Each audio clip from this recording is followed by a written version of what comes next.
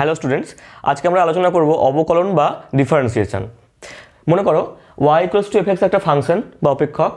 তো এই অপেক্ষকের অবকল গুণাঙ্ক হলো limit h tends to 0 f x plus h minus F x by h. এই অবকল গুণাঙ্ককে আমরা বিভিন্ন রকমভাবে ডিনোট করে থাকি, যেমন একটা হচ্ছে dx অফ এফ এক্স অথবা f ড্যাশড x অথবা y আছে তাহলে dy dx অথবা y ড্যাশ অথবা y1, এরকম বিভিন্ন নোটেশন আমরা ইউজ করে থাকি। তার মধ্যে মোস্ট কমন হচ্ছে dy dx f dash x। ওকে, আচ্ছা, এই ডেরিভেটিভের সিগনিফিক্যান্স বা তাৎপর্যটা কি? আমরা ডেরিভেটিভের সংজ্ঞা কি পড়লাম না, ddx অফ এফ এক্স সমান, বা এটাকে লেখা যায় dy dx, এটাও লেখা যায় সমান limit h tends to 0 f x plus h minus F x by H. এটা সংজ্ঞা। তো এটা কী মিন করছে দেখো, লিমিটটা বাদ দাও, এইটা কী জিনিস দেখো, y equals to f x একটা ফাংশন। তো এখানে এক্সটা কি না স্বাধীন চলরাশি বা ইন্ডিপেন্ডেন্ট ভেরিয়েবল বা স্বাধীন চলরাশি, আর ওয়াইটা কি ডিপেন্ডেন্ট। কার উপর ডিপেন্ডেন্ট? এই এক্সের উপরে ডিপেন্ডেন্ট ভেরিয়েবল। কেন এরকম বলছি আমরা? কারণ এক্সের মান আমি যা কিছু পুট করব তার জন্য ওয়াইয়ের একটা ভ্যালু পাবো, অর্থাৎ ওয়াইয়ের ভ্যালুটা এক্সের উপর নির্ভর করবে বা ডিপেন্ড করবে, সেজন্য ওয়াই ডিপেন্ডেন্ট এবং এক্স হচ্ছে ইন্ডিপেন্ডেন্ট। তো যদি এক্সের আমি সামান্য চেঞ্জ করি, মনে করো দেখো এক্স ভ্যালুতে আমি ওয়াইয়ের ভ্যালু পাচ্ছি কি এফ এক্স, যখন এক্স সমান এক্স তখন ওয়াই সমান কী পাচ্ছি এফ এক্স। এবার আমি একটু এক্সের ভ্যালু চেঞ্জ করলাম, সামান্য একটু বাড়ালাম মনে করো, তাহলে এক্স ভ্যালু যখন এক্স প্লাস এইচ করলাম, একটু বাড়ালাম, তখন ওয়াইটা কী ভ্যালু হবে না এফ এক্স প্লাস এইচ, তাই তো? তাহলে বৃদ্ধিটা হিসাব করো, এক্সের বৃদ্ধি কত হলো? এক্সের বৃদ্ধি হলো, দেখো এটা এখন হলো, আগে এটা ছিল, তাহলে এখন মাইনাস আগে, তার মানে এইচ। ওয়াইয়ের বৃদ্ধি কি হলো? এখন হলো F x plus H R আগে ছিল এফ এক্স, তাহলে এটা হচ্ছে ওয়াইয়ের বৃদ্ধি। এটাকে আমরা নাম দিলাম ডেল্টা এক্স, আর এইটাকে আমরা নাম দিলাম ডেল্টা ওয়াই। এক্সের যে চেঞ্জ হচ্ছে সেটাকে আমরা ডেল্টা এক্স নাম দিচ্ছি, আর ওয়াইয়ের যে চেঞ্জ হচ্ছে সেটাকে আমরা ডেল্টা ওয়াই নাম দিচ্ছি। তাহলে এগুলো মুছে দিই।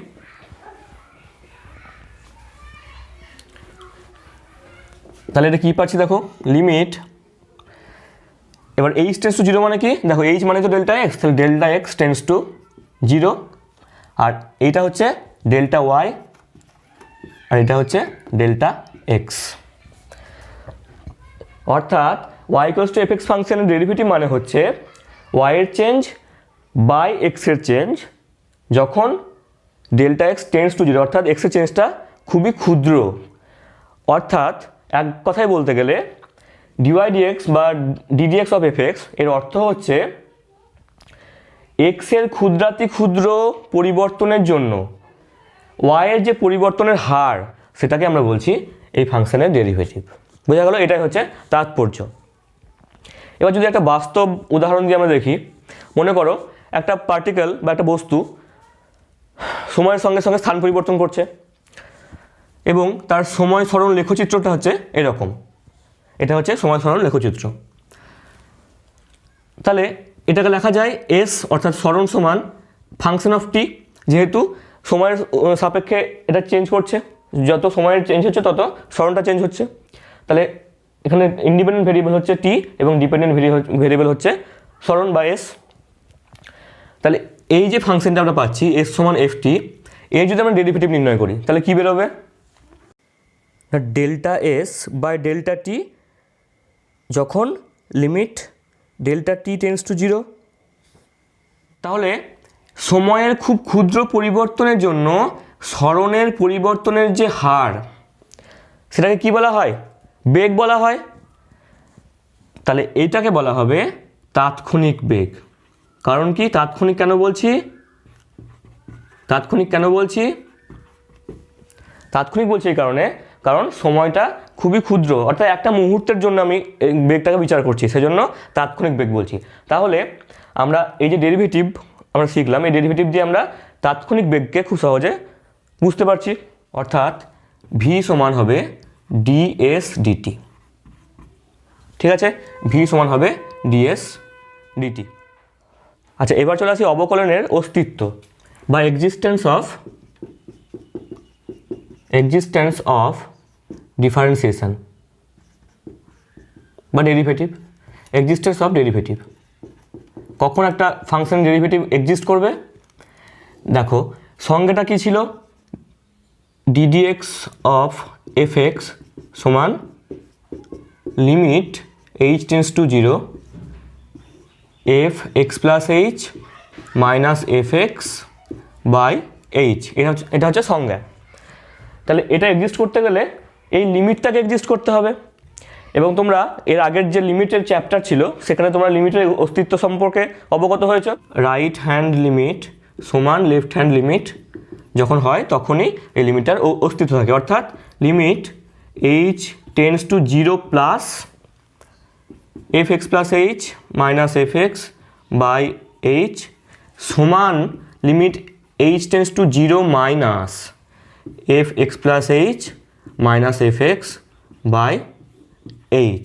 এটা যখন হয়, এটা হচ্ছে রাইট হ্যান্ড লিমিট, এটা হচ্ছে লেফট হ্যান্ড লিমিট। যখন এই দুটো সমান হয়ে যায় তখনই এই ফাংশনটার লিমিট এক্সিস্ট করে, এবং লিমিট যখন এক্সিস্ট করবে তখন ডেরিভেটিভটাও এক্সিস্ট করবে।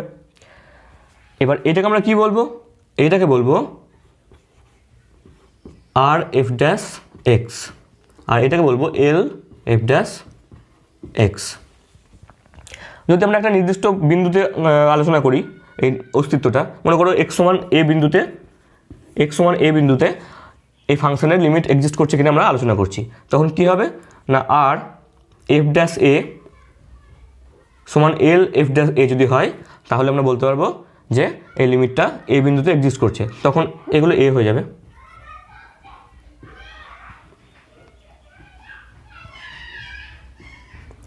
ঠিক আছে, আমরা এক্স সমান এ বিন্দুতে লিমিটের এক্সিস্টেন্স আলোচনা করছি, তখন কি দেখতে হবে আমাদেরকে না ওই বিন্দুতে লেফট হ্যান্ড ডেরিভেটিভ এবং রাইট হ্যান্ড ডেরিভেটিভ সমান হচ্ছে কিনা, অর্থাৎ এই দুটো একই মান দিচ্ছে কিনা। যদি একই মান দেয় তাহলে আমরা বলবো যে হ্যাঁ এই বিন্দুতে ডেরিভেটিভটা এক্সিস্ট করছে।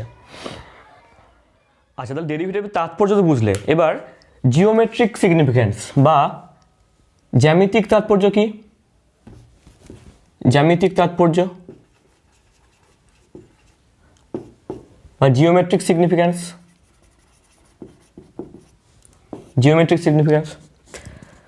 দেখো আমরা একটা ছবি এঁকেছি যেখানে এটা হচ্ছে y equals to f x, এই কার্ভটা হচ্ছে y equals to f x.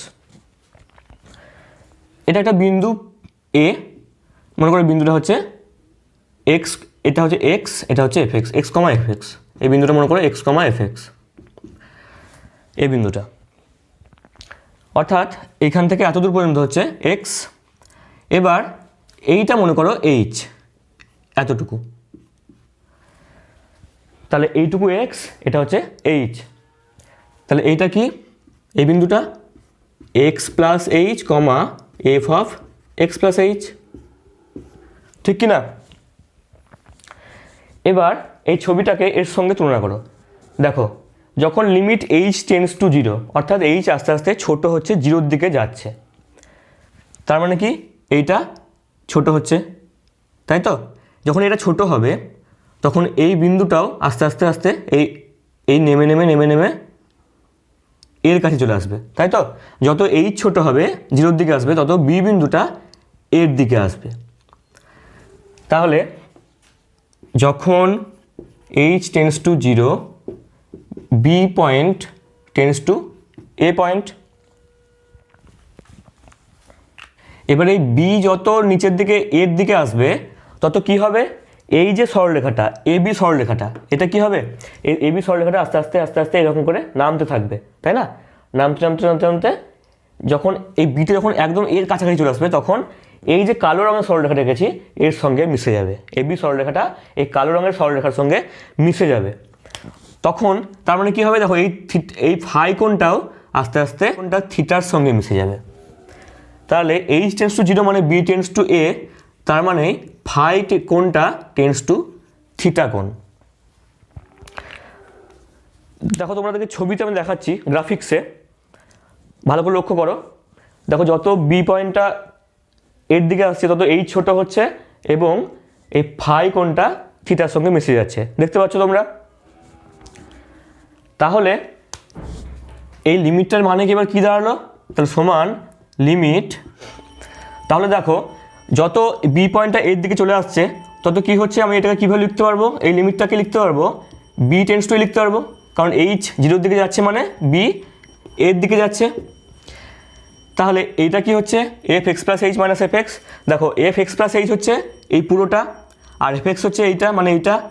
তাহলে F x plus H minus F x মানে হচ্ছে বিসি, তাই না? এটা হচ্ছে বিসি বাই এইচ, এইচ মানে কি এইটা মানে এটা এসি। তাহলে কী আছে দেখো বিসি বাই এসি। এবার বিসি বাই এসি, তাহলে যদি এই ত্রিভুজটা কল্পনা করো এবিসি ত্রিভুজ, এবিসি ত্রিভুজের বিসি হচ্ছে লম্ব, এই কোণটা যদি থিটা হয়, দেখো এটা ফাই মানে এটাও ফাই, তাহলে এইটা লম্ব বিসি লম্ব আর এসি হচ্ছে ভূমি, লম্ব বাই ভূমি মানে ট্যান। তাহলে এটা কী লেখা যাবে, লিমিট ট্যান ফাই। আর এখানেও আমি তাহলে বি টেন্স টু এ না লিখে ফাই টেন্স টু থিটা লিখছি। তাহলে কী আসছে দেখো ফাই টেন্স টু থিটা, অর্থাৎ ট্যান ফাইয়ের জায়গায় থিটা বসাতে পারি আমরা, তাহলে ট্যান থিটা। তাহলে কী এলো, ডিওয়াই ডিএক্স সমান ট্যান থিটা এলো। ট্যান থিটা মানে কি, এই যে এই কোণটা হচ্ছে থিটা, তার মানে কি দেখো এই কোণটা হচ্ছে এই যে সরলরেখাটা, এই সরলরেখাটা হচ্ছে এই বিন্দুতে এই কার্ভের স্পর্শক। অর্থাৎ ডেরিভেটিভ মানে কি, একটা বিন্দুতে ডেরিভেটিভ মানে হচ্ছে ওই বিন্দুতে স্পর্শকের যে আনতি তার ট্যানজেন্ট। তাহলে ডেরিভেটিভ মানে কি বললাম আমরা, যে y সমান এফ এক্স অপেক্ষকের এক্স বিন্দুতে ডেরিভেটিভ বা অবকলন হলো আসলে কি ওই বিন্দুতে ওই বক্রের স্পর্শকের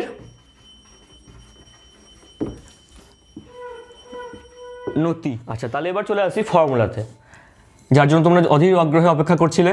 প্রথম ফর্মুলা হচ্ছে ডিডিএক্স সমান x, d d x of x to the power n সমান হচ্ছে n into x to the power N minus 1।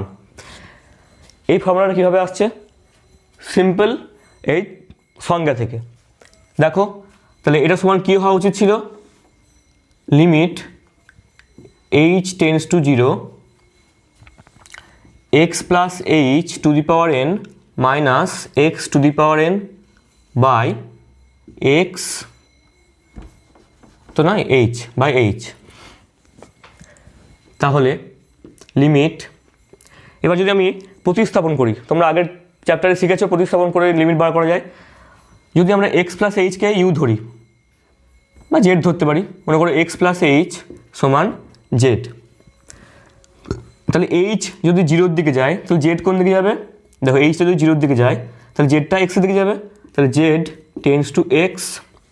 আর এটা হচ্ছে z to the power N minus x to the power n, আর এইচকে লিখতে পারি, দেখো এইচকে লিখতে পারি জেড মাইনাস এক্স। তাহলে আগের চ্যাপ্টারের লিমিটের যে ফর্মুলা তোমরা শিখেছো, এটা হচ্ছে প্রথম স্ট্যান্ডার্ড লিমিটের ফর্মুলা। এখানে কি বলছে এটাকে, N into A to the power, এখানে এর কাজ কে করছে, এর কাজ করছে এখানে এক্স, এই যে এক্স এখানে এর কাজ করছে। ভালো করে মনে করার চেষ্টা করো, লিমিট এরকম ছিল X tends to A X to the power N minus A to the power N by X minus A সমান N into A to the power N minus 1 এরকম ছিল। এখানে এ ছিল এখানে, তাই তো, এখানে সে এর জায়গায় কে আছে, এক্স আছে, তাহলে এর কাজ করছে এক্স, তাহলে N into x to the power হবে কত হবে, এন মাইনাস 1। তাহলে চলে এলো দেখো x d d x of x to the power n সমান হচ্ছে n into x to the power N minus 1। এরপর আর একটা খুব important d d x of sine x, তোমরা জানো বোধহয় এটা হয় কস এক্স। কীরকমভাবে না, limit H tends to 0 sine x plus H minus sine x by h. সংজ্ঞা, লিমিট এইচ টেন্স টু 0, তোমরা কী শিখেছ, যোগফল থেকে গুণফল রূপান্তর, sine C minus sine D সমান 2 cos C plus D by 2, মানে এক্স একবার করে দিচ্ছি 2x plus h by 2 sine A minus B by 2 মানে সি মাইনাস ডি বাই 2, অর্থাৎ এক্স কেটে গেল, তাহলে এইচ বাই 2 বাই নিচে এইচ আছে। বোঝা গেল? Sine C minus sine D 2 cos C plus D by 2 sine C minus D by 2। এই যে 2টা আছে, এই 2টাকে আমি এখানে লিখতে পারি।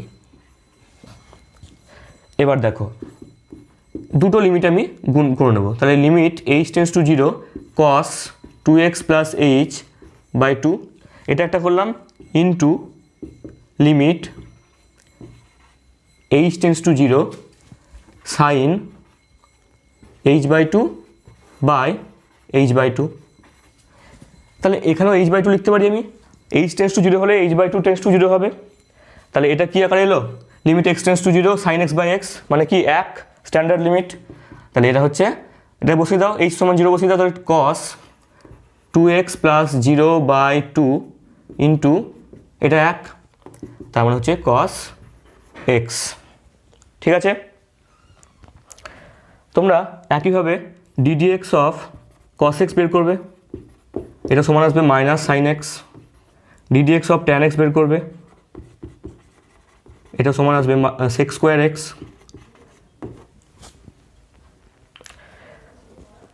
ওকে, আজ এই পর্যন্ত থাক। নেক্সট ক্লাসে তোমাদের আরও কিছু ফর্মুলা নিয়ে আলোচনা করবো এবং কিছু অঙ্ক করবো।